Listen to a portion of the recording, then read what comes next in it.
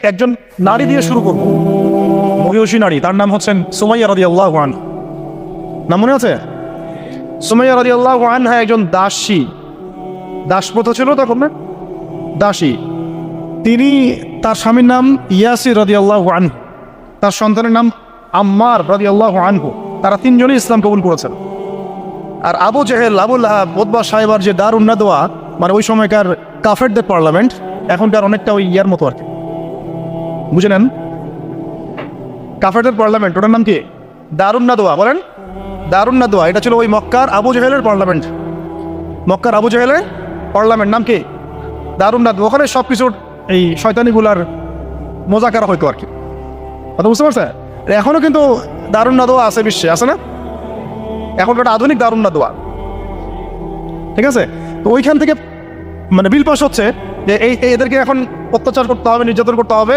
তো সুমাইয়া রাদিয়াল্লাহু আনহাকে একেবারে শুইয়ে দিয়ে পিটাতে পিটাতে রোদের মধ্যে একদিকে মারা হচ্ছে, আরেকদিকে বলা হচ্ছে যে মুহাম্মদ সাল্লাল্লাহু আলাইহি ওয়াসাল্লামের এই দিনটাকে অস্বীকার করতে হবে। একটু ধৈর্য ধরেন, জাস্ট অল্প কিছু সময়, আমি শেষ করে দিচ্ছি। মুহাম্মদ সাল্লাল্লাহু আলাইহি ওয়াসাল্লামের এই দিনটাকে অস্বীকার করতে হবে, না হলে তোমাকে হত্যা করো। সে তো কোনোভাবেই এই দিন ছাড়তে রাজি নয়। শেষমেশ আবু জেহেল তাকে টিটকারি মেরে বলছিল যে বুঝেছি বুঝেছি, তুমি আসলে মুহাম্মাদের দিনের স্বার্থে না, বরং মুহাম্মদ সাল্লাল্লাহু আলাইহি ওয়াসাল্লামের সৌন্দর্য দেখে তার মনে হয় আকর্ষণে দিন কবুল করছে। এই কথাটা বলার সাথে সাথে সুমাইয়া রাদিয়াল্লাহু আনহা একদম তীব্র একটা প্রতিবাদ করেছে, একটা গালি দিয়েছে, খবিসের বাচ্চা, খবিস, নষ্ট নষ্ট মানুষের সন্তান নষ্ট, এরকম একটা শব্দ আছে না আমাদের সমাজে, এরকম একটা মারাত্মক, মানে শক্ত একটা কথা মেরে ফেলেছে ওই সিচুয়েশনে। তো এইটা আবু জেহেলের তখন মানে ইজ্জত লেগে গেছে। তো সে পাশে থাকা একজন ওর মানে সহকারী, তার হাতে একটা বর্ষা ছিল, ওই বর্ষাটা নিয়ে সুমাইয়া রাদিয়াল্লাহু আনহার তলপেট লজ্জাস্থানের উপরের অংশে বরাবর একেবারে গেঁথে দিছে, এবং এটাতে ফিনকি দিয়ে রক্ত ছোটা শুরু হয়েছে, এবং এতেই তার শাহাদাত হয়ে গেছে। ইসলামের ইতিহাসে আমাদের উম্মতের মুহাম্মদ সাল্লাল্লাহু আলাইহি ওয়াসাল্লামের কাছে কোরআন আসার পরে কিয়ামত পর্যন্ত যত ঘটনা ঘটবে, এই পুরো ঘটনার ইতিহাসের প্রথম শহীদ হচ্ছেন এই সুমাইয়া রাদিয়াল্লাহু আনহা।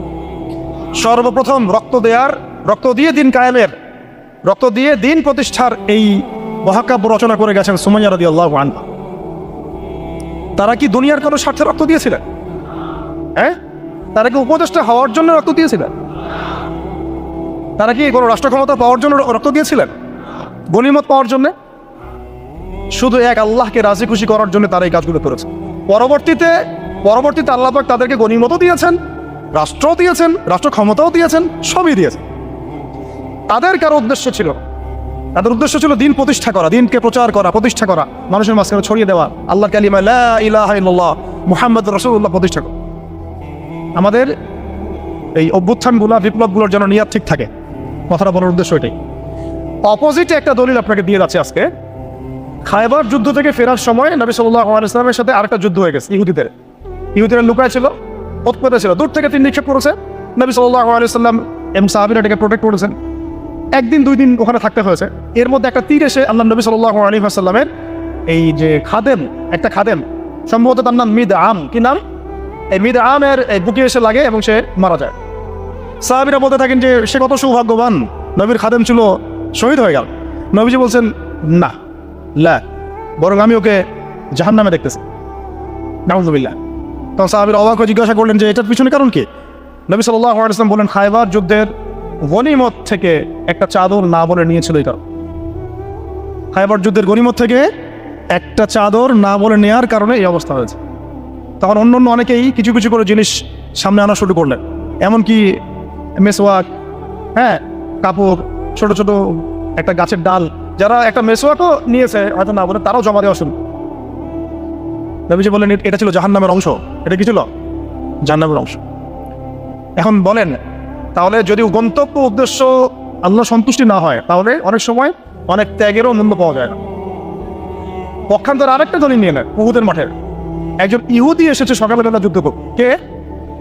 ইহুদিদের কিছু মানুষ তো ইসলাম কবুল করেছিল, কিছু অল্প, এসে উহুদের মাঠে দাঁড়িয়ে বলছে যে আমাকে আগে কি করতে হবে? আমাকে কি আগে ইসলাম কবুল করতে হবে না আগে যুদ্ধ করুন? সাহাবীরা বলেন আগে ইসলাম কবুল করতে হবে, তারপরে যুদ্ধ করতে। তো সে আগে কালিমা শাহাদাত সাক্ষ্য দিল, তারপরে যুদ্ধ করতে। এবং সেখানে সে শহীদ হয়। নবীজি দেখে বলছেন, লাশ দেখে পরে, যুদ্ধের পরে, এই ব্যক্তি এখানে কি করছে? তখন সাহাবীরা বললেন যে ইনি সকালবেলা ইসলাম কবুল করেছেন, যুদ্ধ করে শহীদ হয়েছে। নবী সাল্লাল্লাহু আলাইহি ওয়াসাল্লাম এবার বললেন যে আমিলা কালিল ওয়া উজরা কাসীর, এই ব্যক্তি তো অল্প আমল করেছে, এক ওয়াক্ত নামাজও পড়ে নাই, কিন্তু বিশাল পুরস্কার পেয়ে গেছে। কিসের বদৌলতে? ওই যে আদর্শ ইন্টেনশনটা চেঞ্জ, তারা আল্লাহর দিনকে প্রতিষ্ঠার জন্য লড়াই করেছেন। কিন্তু সেই ব্যক্তি বিদআন, সে কিন্তু এই জন্যই করে। বুঝতে পারছি? এরকম অসংখ্য ঘটনা আছে। যেমন ইয়াসির রাদিয়াল্লাহু আনহু, এই সুমাইয়া রাদিয়াল্লাহু আনহুর স্বামী, তাকেও একইভাবে হত্যা করা হয়েছে। তিনিও মহাকাব্য রচনা করেছেন। যদি আমরা দেখি বেলাল রাদিয়াল্লাহু আনহুর কথা, তাকে কিভাবে পিটানো হয়েছে আপনারা সবাই কম বেশি জানেন। আরবের জাস্ট গরমে যদি একটু ওমরা করেন তাহলেই বুঝতে পারবেন যে গরমটা কেমন হতে পারে। কয়েকদিন আমাদেরকে রাস্তায় নামাজ পড়তে হয়েছে, এত ভিড় ছিল, ওখানে সেজদা দেওয়ার মতো কোনো পরিবেশ থাকে না, এত এত মানে গরম। ওখানে দাঁড়িয়ে থাকলে আপনার পায়ে মনে ফসকা পড়বে। ওখানে একটা মানুষের সারাদিন শুইয়ে রাখা হলে উত্তপ্ত বালুর মধ্যে, উপরে যদি পাথর চাপা দেওয়া হয়, আর সে তখনও বলতে থাকছে আহাদুল আহাদ, আল্লাহ এক, আল্লাহ এক, তাহলে তার ইমানের জাজবা চিন্তা করে এই জীবন মহাকাব্য রচনা করেছে। এই জন্য বেলাল রাদিয়াল্লাহু আনহু সেই ব্যক্তি যিনি মক্কা বিজয়ের পরে কাবা ঘরের ছাদে উঠে আজান দিয়েছেন। চিন্তা করা যায়, তিনি সেই ব্যক্তি যার কথা নবী সাল্লাল্লাহু আলাইহি ওয়াসাল্লাম যখন আলোচনা করতেন তখন বলতেন যে বেলাল, যখনই আল্লাহ আমাকে জান্নাত দেখান তখন তোমার পায়ের আওয়াজ আমি আগে আগে শুনতে পারি। তুমি কি এমন আমল করো? তিনি বলছেন, আমি তো এক্সট্রা এমন কোনো আমল করি না, তবে যখনই আমার ওযু ছুটে যায় তখন আমি আবার ওযু করি এবং সেই ওযু দিয়ে আমি 2 রাকাত নামাজ পড়ি। তাই এত বলছেন, এটা আমরা আমল করার চেষ্টা করবো। আল্লাহ পাক আমাকে তৌফিক দান করেন, আপনাদেরকে তৌফিক দান করেন। উহুদ যুদ্ধ চলছে, শুরু হবে যুদ্ধ, সবাই শুনছে। ঠিক সেই সময় একজন সাহাবী হানজালা রাদিয়াল্লাহু আনহু সত্য বিয়ে করেছেন, বাসর করেছেন গত রাতে, ফরজ গোসল করার সময় পান নাই, যুদ্ধের ডাক এসেছে, চলে গেছেন এবং যুদ্ধ করতে করতে তিনি শহীদ হয়েছেন। যুদ্ধের পরে তার লাশটাকে দেখা গেল যে সেই লাশটা মাটি থেকে শূন্যে ভেসে আসে এবং লাশটাকে পানি ছড়ে পড়তেছে। নবীজি বললেন যে সাল্লাল্লাহু আলাইহি ওয়াসাল্লাম যে ফেরেশতারা তাকে গোসল দিচ্ছে। সুবহানাল্লাহ, এটাও মহাকাব্য, এই মহাকাব্য রচনা করে যাওয়া মহাকাব্য। আপনারা দেখবেন যে অনলাইনে কিছু কিছু ইসলামিক নাশিদ আছে। একটা পাকিস্তানের আমাদের এক ভাই এক নাশিদ আছে, ওই যে ও শেহরে মোহাব্বত, শুনেছেন না? জাহা মুস্তফা, হ্যাঁ, ওহি ঘর বানানে ও দিল চাহতা, একটা নাশিদ আছে। ওখানে একটা এরকম চমৎকার একটা পঙ্ক্তি আছে, জিহাদে মোহাব্বত কি আওয়াজ গুঞ্জি, কাহা হানজালা নে, যে হানজালা রাদিয়াল্লাহু আনহু, কাহা হানজালা নে কেদুল হানসে আপনি। যখন জিহাদের মহব্বতের আওয়াজ উঠলো তখন হানজালা তার স্ত্রীকে বলল যে ইজাজত আগার দো, যদি তুমি অনুমতি দাও তো জামে শাহাদাতের এই যে জান মানে কি পানপাত্র লেবো পে লাগানে, মানে আমার ঠোঁটে স্পর্শ করাতে তা দিল চাহতা হয়, আমার মন চাচ্ছে। কি চমৎকার জিন্দাগি রয়েছে। হানজালা রাদিয়াল্লাহু আনহুর এই আত্মত্যাগ এখন মহাকাব্য হয়ে আছে। আমি উর্দুতে মোটেই ভালো না, আমি উর্দুতে খুবই কাঁচা, তো আমার উর্দু ভুল হওয়াটাই স্বাভাবিক। এবং আমি উর্দুর ব্যাপারে আমার বিষয়টা এখন এমন যে নবী সাল্লাল্লাহু আলাইহি ওয়াসাল্লাম আরবির বিষয় যেমন ছিলেন, মানে উর্দু নবী সাল্লাল্লাহু আলাইহি ওয়াসাল্লাম কিন্তু এই আরবি কিন্তু নবী সাল্লাল্লাহু আলাইহি ওয়াসাল্লাম লিখতে পারতেন। আপনারা কি জানেন? আমাদের নবী যে আরবি এভাবে লিখতে পারতেন না এবং আরবি লেখা এভাবে পড়তে পারতেন, কিন্তু আল্লাহ রাব্বুল আলামিন তাকে এমন জ্ঞান প্রজ্ঞা দিয়েছেন যে সেই আরবি ভাষায় তার উপর কুরআন নাযিল করা হয়েছে। এই জন্য নবীজিকে বলা হয় উম্মি, কি বলা হয়, মানে নিরক্ষর। এইভাবে অক্ষর জ্ঞান তার ছিল। আর এখন তো আমরা এই সার্টিফিকেটকেই বানিয়ে নিয়েছি যোগ্যতার মানদণ্ড, আমরা সিগনেচার করাকে বানিয়ে নিয়েছি যোগ্যতার মানদণ্ড, তাই না? আর আমাদের নবী সাল্লাল্লাহু আলাইহি ওয়াসাল্লাম নিজে লিখতেও জানতেন না, পড়তেও জানতেন। তার উপর আল্লাহ পাক কোরআন নাযিল করেছেন। পৃথিবীর মহাকালের ইতিহাসের সবচেয়ে জ্ঞানী মানুষ তিনি। জ্ঞানের মাপকাঠিও বুঝতে হবে আমাদেরকে। সার্টিফিকেট আসলে তো কি হয়েছে, আপনি আপনার প্রতিভা কাজে লাগায় আপনি জাতিকে ভালো কিছু দিবেন ইনশাআল্লাহ। এখানে হতাশ হবেন কেন? চাকরি কেন করতে হবে সবসময়? আপনি উদ্যোক্তা হবেন ইনশাআল্লাহ। যাই হোক, প্রসঙ্গে আসি। তো হানজালা রাদিয়াল্লাহু আনহু এই ঘটনাটা আপনারা পড়বেন। এরপরে অনেক আছে, আমি বলতে থাকলে অনেক সময় চলে যাবে। হামজা রাদিয়াল্লাহু আনহু নাম শুনেছেন? হামজা রাদিয়াল্লাহু আনহু উহুদের দিনে এমনভাবে যুদ্ধ করছিলেন যে তাকে যে হত্যা করেছে সেও বলেছে যে সে এমনভাবে যুদ্ধ করছিল মনে হচ্ছিল সে একজন উড়ন্ত বাজ পাখি। সামন থেকে আমি তাকে আঘাত করার কোনো সুযোগ পাই নাই, পিছন থেকে পাহাড়ের বা পাথরের পিছন থেকে তাকে আমি দূর থেকে একটা বর্ষা নিক্ষেপ করেছিলাম। এই বর্ষা গিয়ে তার নাভির নিচে গিয়ে লাগে, পিছন দিয়ে বের হয়ে যায়।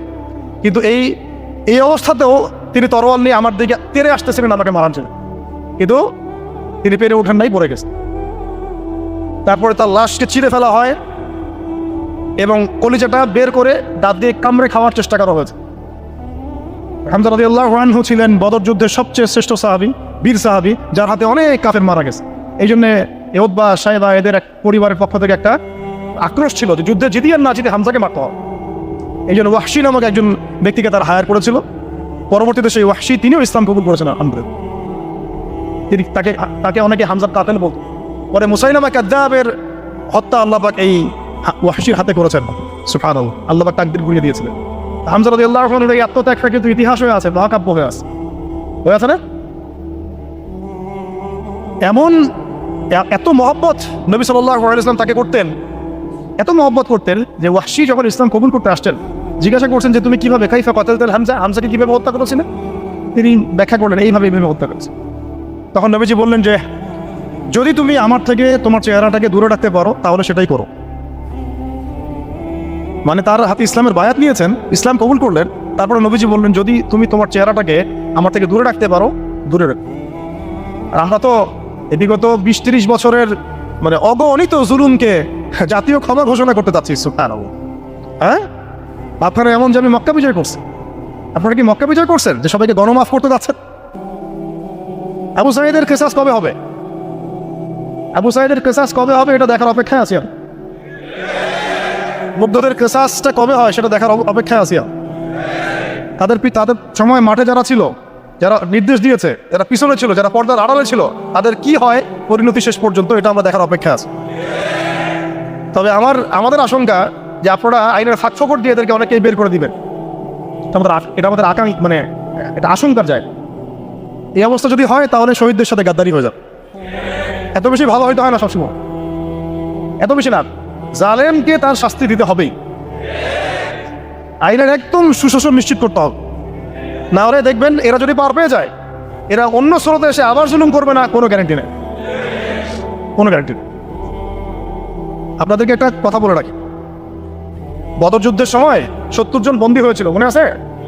এই বন্দীদের ব্যাপারে কি করা হবে, এই বন্দীদের ব্যাপারে কি করা হবে মাশওয়ারা হচ্ছে। অনেকে অনেক মত, এখানে ওমর ইবনুল খাত্তাবের একটা মত ছিল, নাম তো শুনেছেন। ওমর রাদিয়াল্লাহু আনহুর মত হচ্ছে ইয়া রাসূলুল্লাহ সবগুলোকে হত্যা করতে হবে। কেন? আল্লাহ পাক বলেছেন নূহ আলাইহিস সালামের কণ্ঠে, রব্বি লা তাযার আলাল আরদি মিনাল কাফিরিনা দাইয়ারা ইন্নাকা ইন তাযারহুম ইউদিল্লু ইবাদাক ওয়া লা ইয়ারিদু ইল্লা ফাজিরুন কাফার। আল্লাহ তুমি এই জমিনের মধ্যে, নূহ আলাইহিস সালাম এই দোয়াটা করেছিলেন, আল্লাহ তুমি এই জমিনের মধ্যে একটা কাফেরকে অবশিষ্ট রাখুন। এটা ওই সময়কার কথা বলছে, যখন মহাপ্লাবন আসবে তার আগের কথা। তিনি 950 বছর দাওয়াত দিয়েছিলেন। দাওয়াত দিয়ে যখন এই অবস্থা 40 জন মানুষ ইসলাম কবুল করছে আর কি, তখন তিনি এই দোয়াটা করতে বাধ্য হয়েছে এবং আল্লাহ পাক সেই দোয়া কবুলও করেছিলেন, সবাইকে সমূলে ধ্বংস করেছেন। তো ওমর রাদিয়াল্লাহু আনহু বলছেন ইয়া রাসূলুল্লাহ বদরের এই বন্দীদের ব্যাপারে আমার মাশওয়ারা হচ্ছে এটা, মুক্তিপণের দরকার নাই। হ্যাঁ, ওদেরকে অন্য কোনো দিকে ফোকাস করার দরকার নাই, এদের সবগুলোকে গর্দান নামায় দেন, শেষ, খালাস। এরা যদি থাকে পরে আপনার বিরুদ্ধে আবার ষড়যন্ত্র করো। তো শেষমেশ তার রায়টা কিন্তু কবুল করা হয় নাই, বরং রক্তপণ এবং মুক্তিপণ নেওয়া হয়েছে এবং আরও অনেক পদ্ধতি অবলম্বন করা হয়েছে। কিন্তু সূরা আনফালে আল্লাহ রাব্বুল আলামিন ওমর রাদিয়াল্লাহু আনহুর এই মতটার প্রশংসা করেছে, পুরো দেখেন আপনি। তাই খুব বেশি ভালো হইতে চান না আপনারা, এত বেশি ভালো হন দরকার। হ্যাঁ, মামা চাচা খালু ধরে ধরে পার করে দিয়েন। হ্যাঁ, ও পার পেয়ে গেলে পরের বার আপনাকে পার করবে না। আপনারা ভুল করতেছেন। যাদের হাতে এরকম 100-200 ক্রস ফায়ারের রক্ত লেগে আছে, এদেরকে যদি আপনি মাফ করে দেন তাহলে আপনার চেয়ে বড় আহাম্মক বোকার পৃথিবীতে কেউ নাই। কি বলেন এগুলো? ইসলামের বিধান হচ্ছে একজন মানুষকে যদি কেউ হত্যা করে অন্যায় হবে, তাকেও শাস্তির আওতায় এনে মৃত্যুদণ্ড কার্যকর হতে হবে। আর যাদের হাতে এরকম 10টা 20টা 30টা করে ক্রস ফায়ারের রক্ত লেগে আছে, আপনি ওদেরকে মাফ করে দিবেন? এত বেশি ভালো হয়তো ইসলাম শিখায়নি তো আমাদের। এগুলো তো ভালো না, এগুলো বোকামি। এগুলো তো ভালো না, এগুলো হচ্ছে কি বোকামি। ইসলাম শিখে আমাদেরকে ডিপ্লোম্যাটিক হতে, ম্যাচিউরড হতে। সুবহানাল্লাহ। আমি এগুলো দেখে খুব আসলে হতাশ, তাই একটু আক্রোশের কথা বলে ফেললাম, কিছু মনে করুন। মানে আমি বুঝি না, আমরা এই সাইকোলজির সাথে যাই না। একজন ব্যক্তি যদি 10টা মানুষকে এভাবে নির্মমভাবে খুন করতে পারে, জবাই করে দিতে পারে, আপনারা তো জানেন না বিষয়টা। মানে একটা রুমে গিয়ে একদম বেদর পিঠা একজনকে হাত পা ভেঙে দিয়ে পরে পাশের রুমে এসে ভিডিও গেমস খেলতেছে। পাবজি ভিডিও গেমস খেলতেছে। এই মানুষগুলোকে আপনি যদি মাফ করে দেন তাহলে তো আসলেই বলবো যে আপনার হচ্ছে বড় আহাম্মক আর গর্ধব আর কি বলবো কিসব দিস, আপনার হচ্ছে মানে জাতির প্রতারক, জাতীয় প্রতারক আর কেউ নাই আপনাদের। মানে যদি এরকম কেউ করেন তাহলে জাতির রিপ্রেজেন্টেটিভ হওয়ার যোগ্যতাই নেই আপনার। আমার কথা মাইন্ড করেন না, আমি খোলামেলা কথা বলে দিলাম। কারণ এখন সব কথা কিছু কিছু কথা খোলামেলা আপনাদেরকে বলতে হবে, নাহলে অনেক কথা ইনসাফ হবে, ইনসাফ করতে হবে। আল্লাহ পাক আমাদেরকে বড় তৌফিক দান করবেন। আর দু চারটা বলে শেষ করছি। আপনাদেরকে একজন সাহাবীর নাম বলি, তালহা রাদিয়াল্লাহু আনহু। কি না, উহুদ যুদ্ধের দিন আল্লাহ নবী সাল্লাল্লাহু আলাইহি ওয়াসাল্লাম কিন্তু একটু বিপর্যয়ের মধ্যে পড়েছিলেন, মনে আছে? চারদিক থেকে তাকে আক্রমণ করা হয়েছে। খালিদ বিন ওয়ালিদ তখন তিনি মুসলিম হন নাই, এসে আক্রমণ করেছেন, পিছন থেকে সাহাবীদেরকে আক্রমণ করেছেন, অনেক সাহাবী শহীদ হয়েছেন। আর নবী সাল্লাল্লাহু আলাইহি ওয়াসাল্লামের কাছেও প্রায় 11 জনের মতো আছেন, বাকি সবাই ছত্রভঙ্গ হয়ে গেছেন। তো ছত্রভঙ্গ হয়ে যাওয়ার সময় মাত্র 2 জন সাহাবী ছিলেন মুহাজির, আর বাকি 9 জন ছিলেন আনসার। তো একে একে আনসার সাহাবীরা শহীদ হতে লাগলেন। আর 2 জন মুহাজির সাহাবীর মধ্যে একজন সাদ বিন আবি ওয়াক্কাস, একজন হচ্ছেন তালহা বিন উবাইদুল্লাহ রাদিয়াল্লাহু আনহু। সাদ রাদিয়াল্লাহু আনহু তীর ছুটছেন। আল্লাহ নবী সাল্লাল্লাহু আলাইহি ওয়াসাল্লাম তাকে লক্ষ্য করে বলেন, হে সাদ, আমার পিতামাতা তোমার প্রতি কুরবান হয়ে যাক, তুমি তীর ছুঁড়ো। সাহাবীরা সবাই বলতেন, ইয়া রাসূলুল্লাহ, আপনার জন্য আমার পিতামাতা কুরবান হোক। আল্লাহ নবীজি নিজে বলেছেন, হে সাদ, তোমার জন্য আমার পিতামাতা কুরবান হোক। এই একমাত্র সাহাবী যিনি ইসলামের ইতিহাসে প্রথম 3 নিক্ষেপ করেছিলেন, সাদ বিন আবি ওয়াক্কাস রাদিয়াল্লাহু আনহু। আর তালহা রাদিয়াল্লাহু আনহু তরোয়াল চালাচ্ছিলেন। বলা হচ্ছে, ইতিহাসের পাতায় এসেছে, সিরাতের পাতায় এসেছে যে তার গায়ে, মানে তালহা রাদিয়াল্লাহু আনহুর গায়ে তখন প্রায় 40 থেকে 50টা আঘাতের চিহ্ন লেগেছে, বর্ষা তীরের তরোয়াল। এই অবস্থায় তিনি নবী সাল্লাল্লাহু আলাইহি ওয়াসাল্লামকে কাঁধে উঠিয়ে উহুদ পাহাড়ের একটা পার্শ্বদেশ দিয়ে উপরে উঠিয়ে সেফ একটা জায়গায় নিয়ে রেখে দিয়েছে। নবীজি বলেছেন, তোমরা যদি কোনো জীবন্ত শহীদকে দেখতে চাও তাহলে তালহাকে দেখো। এগুলো হচ্ছে সত্যিকারের মহাকাব্য। এগুলো কি সত্যিকারের চিরস্থায়ী মহাকাব্য। আপনারা যদি এই একজন সাহাবী সাদ বিন মুআজ তার নাম শোনেন, দেখবেন খন্দকের যুদ্ধে তিনি মহাকাব্য রচনা করেছেন। খন্দকের যুদ্ধে একটা ক্রুশিয়াল অবস্থা ছিল, সেই সময় তিনি সামনে আগ বাড়িয়ে যুদ্ধ করতে গিয়ে তার হাতের মধ্যে তীর লাগে, এই তীরটা ছিঁড়তে গিয়ে তার হাতের ভ্যানটা ছিঁড়ে যায়, রক্তটা ছিঁড়ে বের করতে গিয়ে। তো এই অবস্থায় আস্তে আস্তে তার শাহাদাত হয়েছে। কিন্তু শাহাদাতের আগে তিনি আল্লাহর কাছে দোয়া করেছিলেন, আল্লাহ, যদি কুরাইশদের সাথে আরও কোনো যুদ্ধ বাকি থাকে আমাকে তারও জীবিত রেখো। এবং তার শাহাদাতের সময় তিনি বলছেন, এরপর থেকে ইসলামের উপর তারা আর আক্রমণ করতে পারবে না, কারণ আমি এমন দোয়া করেছিলাম যে আল্লাহ, যদি কুরাইশদের সাথে আরও কোনো যুদ্ধ বাকি থাকে আমাকে জীবিত রেখো। তার আগ মুহূর্তে তিনি বনু কুরাইজার যে গাদ্দারি, বেঈমানি, ওই বেঈমানির শাস্তি দিয়ে তিনি দুনিয়া থেকে বিদায় নিয়েছেন। সাদ বিন মুআজ, যার জানাজায় নবীজি বলেছেন, যার জানাজার সালাতে 70,000 ফেরেশতা শরীক হয়েছে।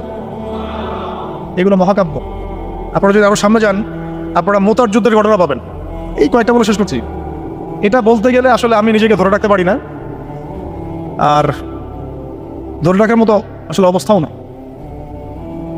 ইসলামের ইতিহাসের সবচাইতে মানে মর্মান্তিক যুদ্ধ হচ্ছে মুতার, সবচেয়ে মর্মান্তিক। বদর, উহুদ, খন্দক, খায়বার, যত যুদ্ধ আছে এগুলো যুদ্ধ অনেক বড় মাপের।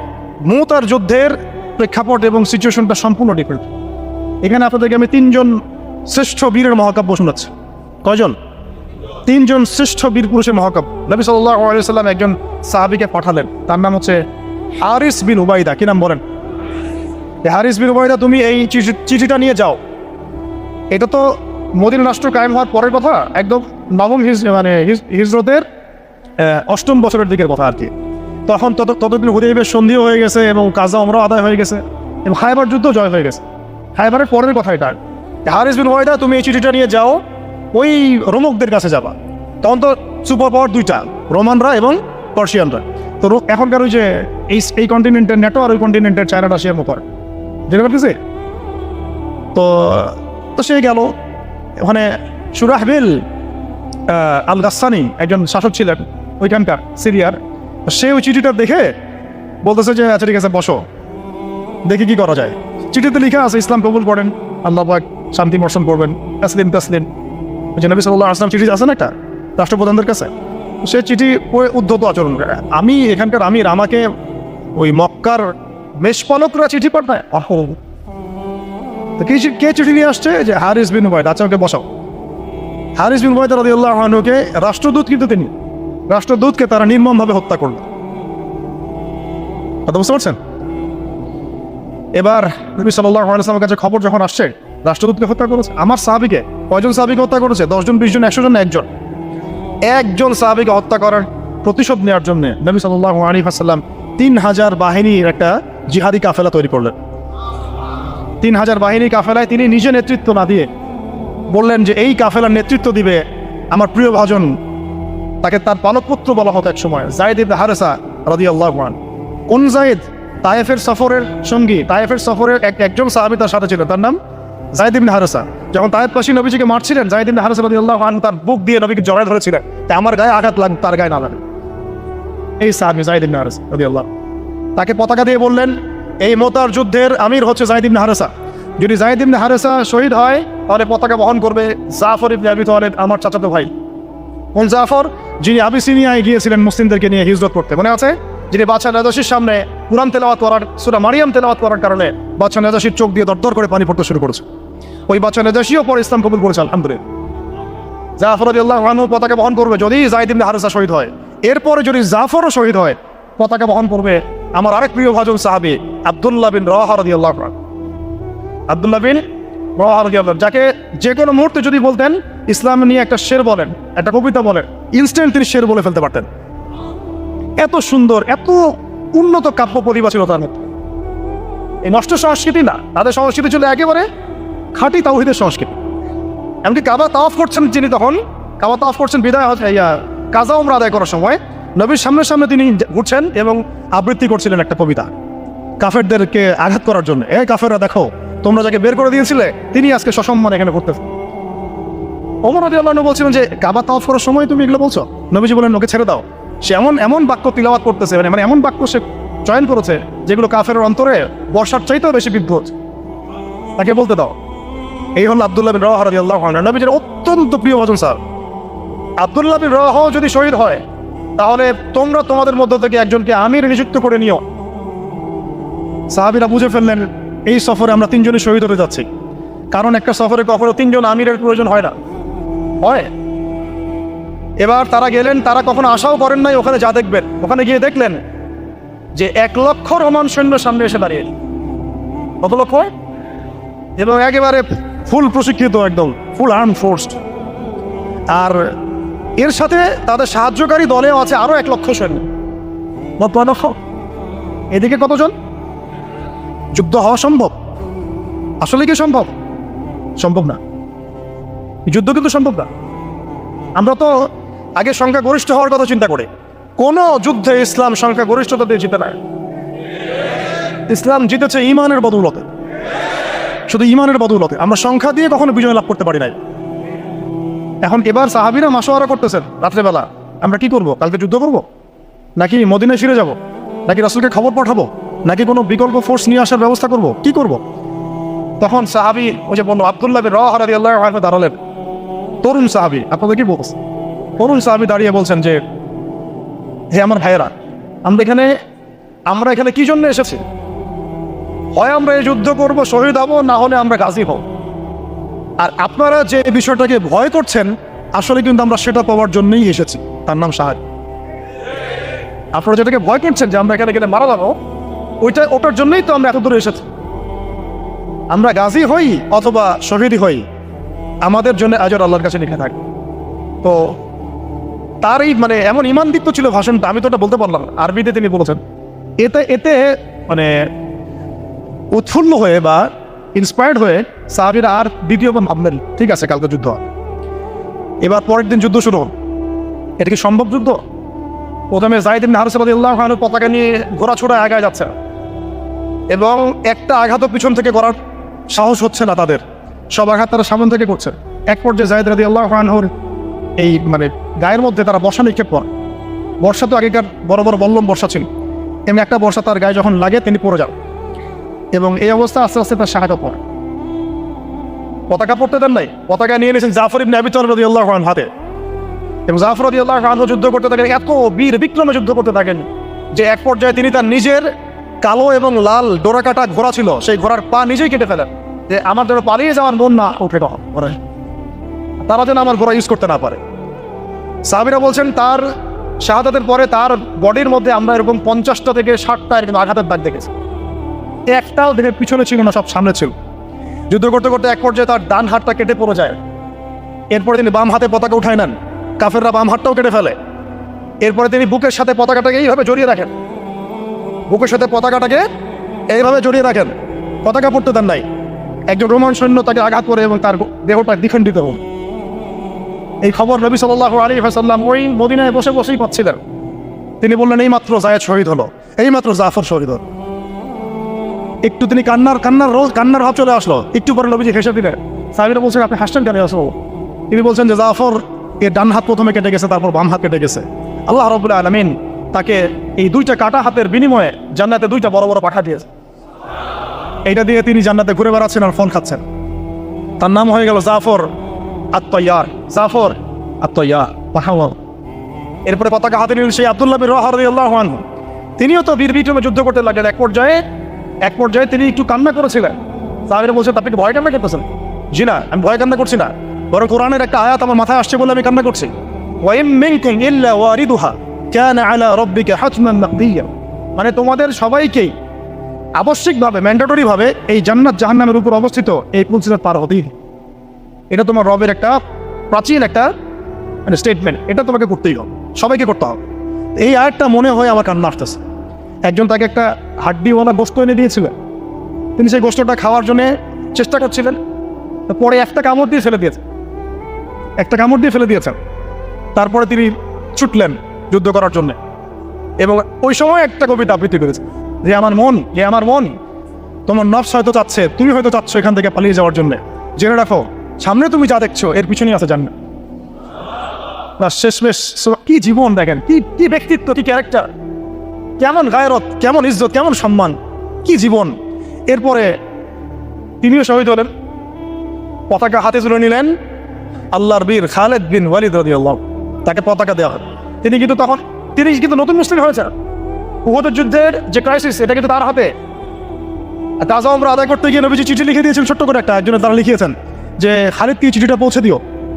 ওখানে লেখা আছে, খালিদ তুমি যদি কাফেরদের পক্ষ অবলম্বন না করে মুসলিমদের পক্ষ নিতা কতই হবে। ঠিক আছে, একটা লেখা একটা চিঠি খালিদ রাদিয়াল্লাহু আনহু একবারে কলিজাটা কাঁপায় ফেলছে। তিনি মক্কা থেকে মদিনায় গিয়ে নিজে ইসলাম কবুল করে আসেন। নবী সাল্লাল্লাহু আলাইহি ওয়াসাল্লাম তাকে কিন্তু আন্ডারস্টিমেট করেন নাই। তার হাতে উল্টা তরোয়াল উঠাই দিয়ে বলছেন যে আজকে থেকে এই তরোয়াল তোমার এবং তোমার নাম হচ্ছে সাইফুল্লাহ, তুমি আল্লাহ তরোয়ার। এরপর থেকে তিনি প্রায় 80-90টা যুদ্ধ করেছেন, সবগুলোতে জয়লাভ করেছেন। ওই খালিদ রাদিয়াল্লাহু আনহু পতাকা তুলে নেন মোতার যুদ্ধে। তারপরে সিরাতের মধ্যে আসছে, তিনি বলছেন নিজের ভাষায় যে ওই দিন আমার হাতে 9টা তরোয়াল ভেঙে গেছে। যুদ্ধ করতে করতে করতে করতে ওই দিন আমার হাতে 9টা তরোয়াল ভেঙে গেছে। তিনি ছিলেন যুদ্ধ কৌশল অত্যন্ত পারদর্শী, হেঁটে হেঁটে করে কাজ করতেন, অনেক পারদর্শী। তিনি ডানের সৈন্যকে বামে নিয়ে আসছেন, বামেরটাকে ডানে নিয়ে গেছেন, সামনেটাকে পিছনে নিয়ে আসছেন, পিছনেটাকে সামনে নিয়েছেন। বর্ষা যারা ছিল তাদেরকে পিছনে নিয়ে আসছেন, তীরন্দাজদেরকে সামনে দিয়েছেন। মানে ওদেরকে ভেবা চাকা খাওয়াই দিয়েছেন যে ওরা মনে করতেছে এরা মনে হয় অনেক, হ্যাঁ এরা মনে হয় আরো বিকল্প ফোর্স নিয়ে আসছে বলা হয়। ওরা আস্তে আস্তে পিছনের দিকে যাওয়া শুরু করে, আর এদিকে মুসলিমরা একটু একটু করে সেফ জোনে আসার চেষ্টা করতেছে পিছনের দিকে। ওরা ভাবতেছে পিছনে সামনে যদি আগাই হয়তো পিছন থেকে ওরা আরো সৈন্য নিয়ে আসছে, আমাদেরকে আক্রমণ। এই আল্লাহ পাক ভয় চাপাই দিলেন, এরা পালায় চলে গেল।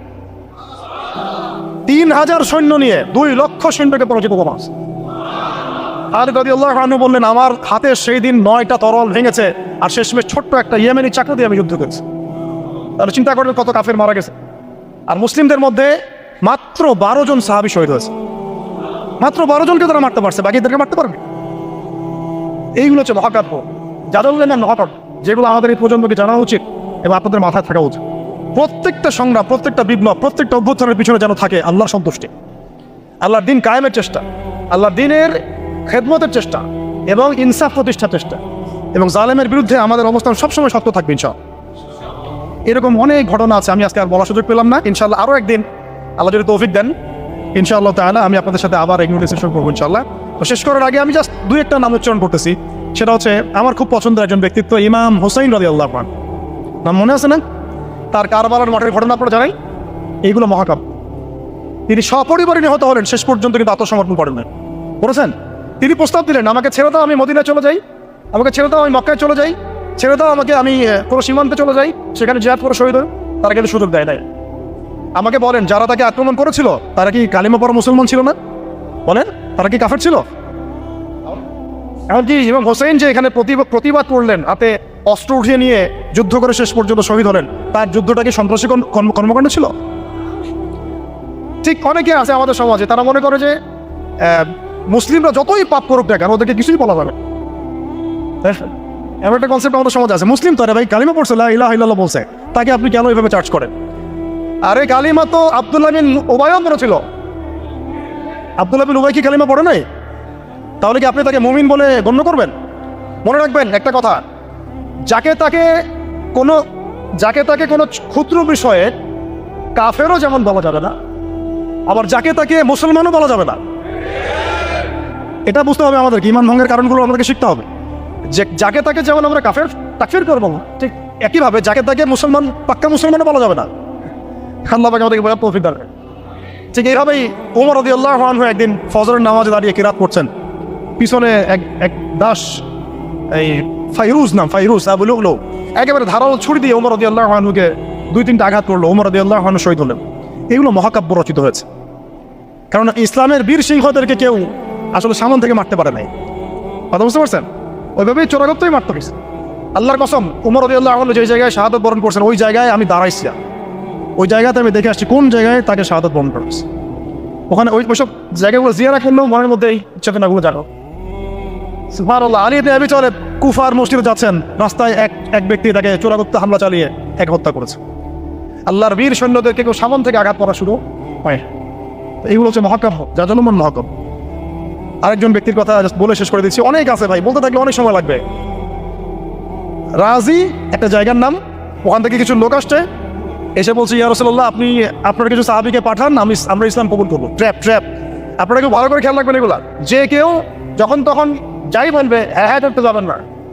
মানুষের কথার পিছনে, ওদের কাজের পিছনে উদ্দেশ্য বোঝার চেষ্টা করবেন, ঠিক আছে? সবসময় কিন্তু আবেগে ভাসতে হবে না। আমরা কিন্তু এই জায়গায় ভুল করতেছি, অনেক ভুল হচ্ছে মাঝখানে। আমরা বিনয়ের সাথেই তাদেরকে বলবো যে ওলামায়ে কিরামদের সাথে মশওয়ারা করে সিদ্ধান্ত নিতে, তাহলে ইনশাআল্লাহ ভুলটা কম হবে, ঠিক আছে? তো নবীজি 10 জনকে পাঠালেন, তারা দাওয়াত তো কবুল করেই নাই। হঠাৎ রাজি নামক জায়গায় তাদেরকে ঘিরে ফেলে 3 নিক্ষেপ করে 10 জন সাহাবী 7 জনকে শহীদ করে ফেললেন। ট্র্যাপে মানে এমনও আছে যে ওয়াজ মাহফিলে ডেকে মানুষ অনেক আলেমদেরকে মানে খারাপ কিছু করে ফেলেছে। হ্যাঁ, এরকম হিস্ট্রি আছে। তো সতর্ক থাকতে হবে, সতর্ক থাকার চেষ্টা করো। এখন 3 জন সাহাবী যুদ্ধ চালিয়ে যাচ্ছেন, তারপরেও তার মধ্যে একজন হচ্ছেন খুবাইব রাদিয়াল্লাহু আনহু। কি নাম বলেন? খুবাইব রাদিয়াল্লাহু আনহু। খুবাইব রাদিয়াল্লাহু আনহুকে এক পর্যায়ে মানে আর কতক্ষণ পারা যায়, 100 জন ঘিরে ফেলছে, আমরা 10 জন, 7 জন শহীদ হয়ে গেছে, 3 জন বাকি আছে, কতক্ষণ পারো? তো তারা বললো যে তোমরা পাহাড় থেকে নেমে আসো, তোমাদেরকে ছেড়ে দিব। 3 জন মাশওয়ারা করছেন, না নামা যাবেন, নামলে কিন্তু আমাদের ধরে ফেলবে। তারপরে বাধ্য হয়ে এক পর্যায়ে নামতে হয়েছে। নামার সাথে সাথেই একজনকে তারা মেরে ফেলছে, বাকি 2 জনকে তারা মক্কায় বিক্রি করে দিয়েছে। ওই মক্কার 2 জনের মধ্যে একজন হচ্ছেন খুবাইব রাদিয়াল্লাহু আনহু। কি নাম? খুবাইব রাদিয়াল্লাহু আনহু। আর একজন নাম আসিম রাদিয়াল্লাহু আনহুকে তারা হত্যা করেছে এবং তার লাশটাকে বিকৃত করার চেষ্টা করেছিল।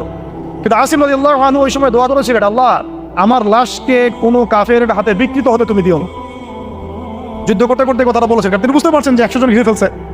ওদের একটা ট্রেডিশন ছিল লাশ বিকৃত করা, যে আল্লাহ আমার লাশটাকে তুমি কোনো কাফের হাতে বিকৃত করতে দিও।